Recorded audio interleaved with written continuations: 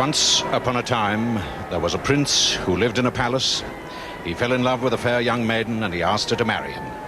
On a summer's day, with the Queen and all the royal family, they drove in carriages through crowded streets to be wed at the church on the hill with their friends from many nations around them.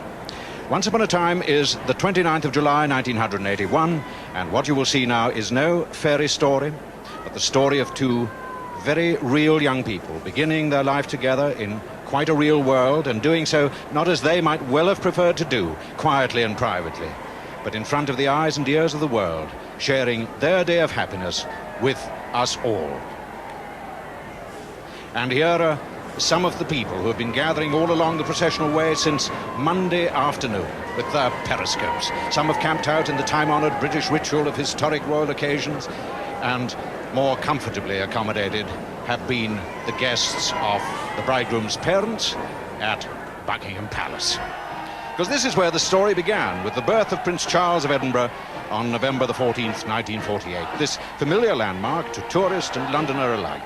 On that day, crowds outside the railings, Commonwealth Prime Minister Sir Robert Menzies among them, shook each other by the hand, snapped each other on the back as if to say congratulations.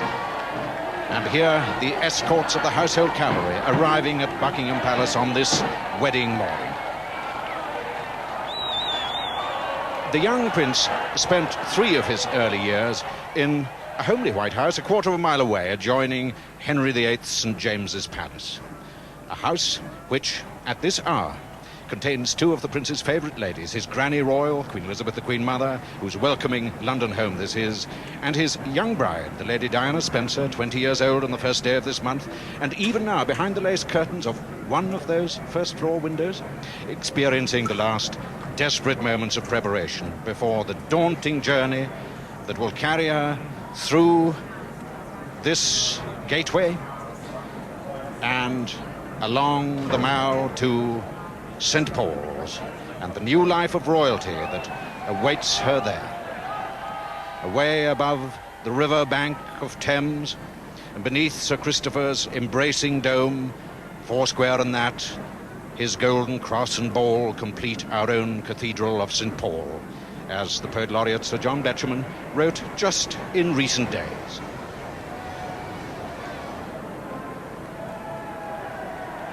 He loved this building, helped to save it during the Second World War when 28 incendiary bombs rained down on its roof on the 29th of December 1940. Now the last of the 2,500 guests are arriving to beat the deadline of 10 o'clock, laid down for ordinary mortals.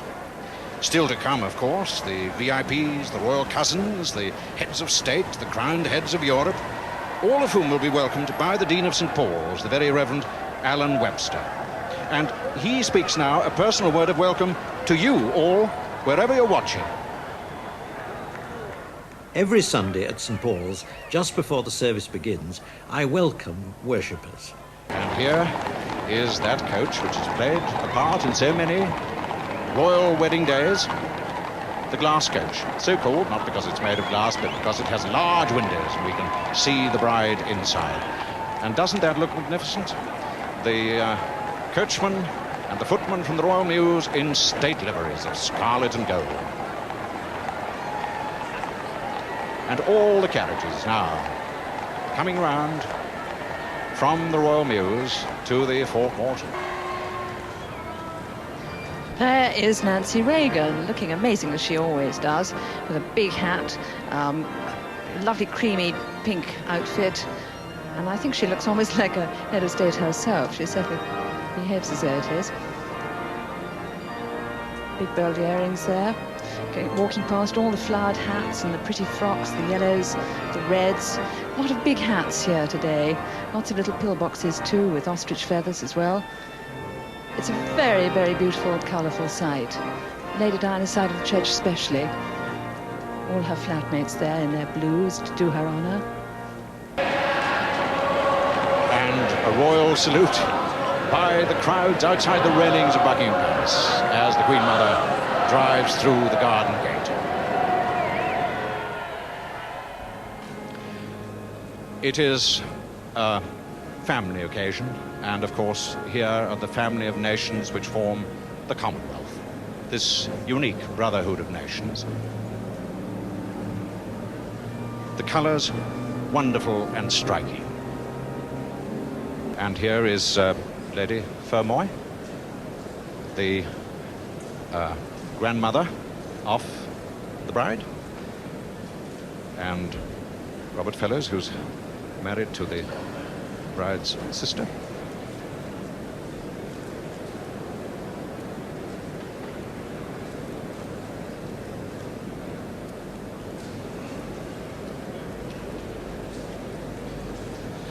Lady Fermoy, of course, a distinguished pianist, JP in County of Norfolk.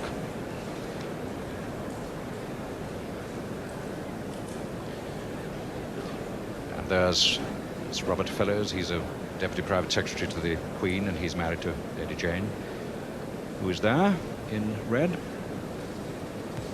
Lady Jane Fellows, or Lady Jane Spencer, that was. I think the whole herd of ostriches must have lost their plumes to grace this wedding. I've never seen so many of them. Lady Fermoy looks marvellous in beautiful soft chiffon, just the right thing for a family wedding occasion like this. Very soft printed coat over a matching dress. Lots of ostrich feathers all round her head. And her daughter, Diana's sister, her granddaughter I should say, is wearing the same poppy red that Lady Diana herself wore for a wedding when she went to the last one. And the same sort of big hat too. There she is, looking very, very pretty. Beautiful big flowers in her hat and a bow at her neck. Touch of the Lady Diana style there herself. Laughing happily, obviously looking forward to seeing her pretty sister getting married to the man of her heart.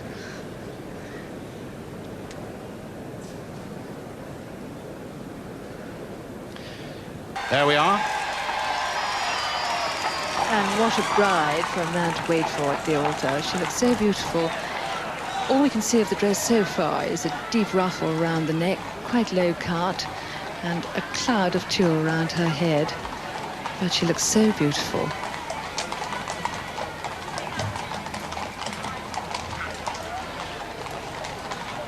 And here's really a wonderful fairy tale sight. The great thing is to remain at least 4 minutes behind the groom, or we're in trouble.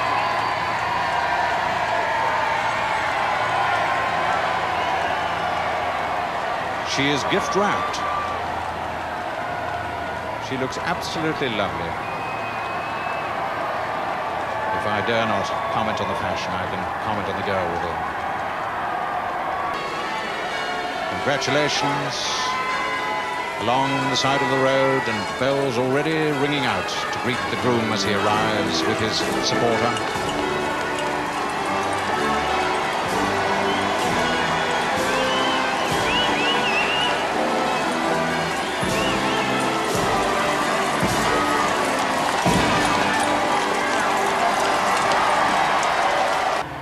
Princess Anne with her husband, Captain Mark Phillips.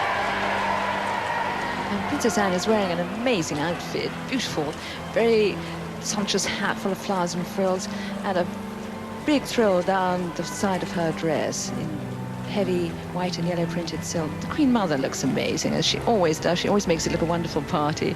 There she is, a cloud of osprey around her face, framing that wonderful smile.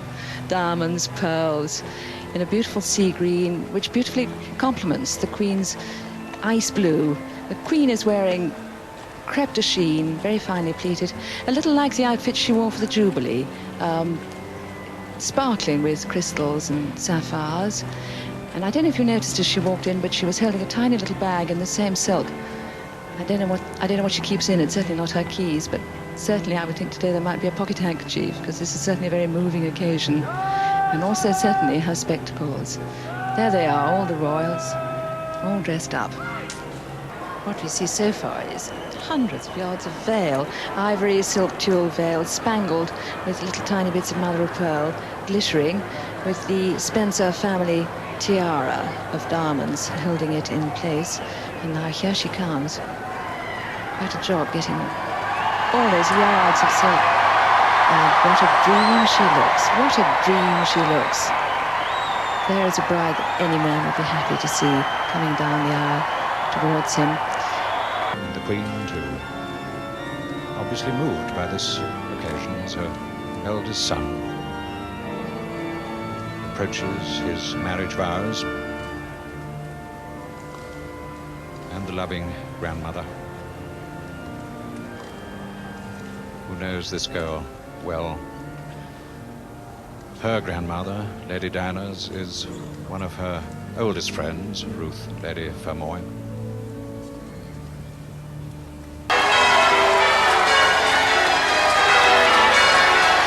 And the cheers ever louder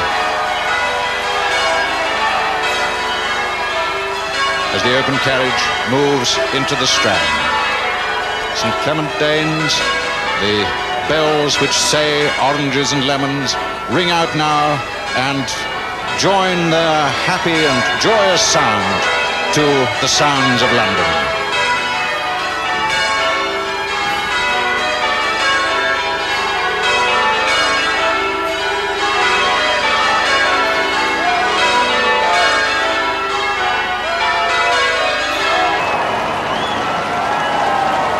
Prince of Wales, who has a great feeling for the traditions of the past, and yet is very much a man of the 20th century. Out of Trafalgar Square, where once was the Royal Mews, where now the National Gallery is, and under Admiralty Arch, hung with flags of decoration and congratulation, Union flags, the white ensigns of the Royal Navy. Once again back to the bride and groom in the Mall. Clusters of balloons, bearskins, human faces. What memories they will have of this drive home from St. Paul's.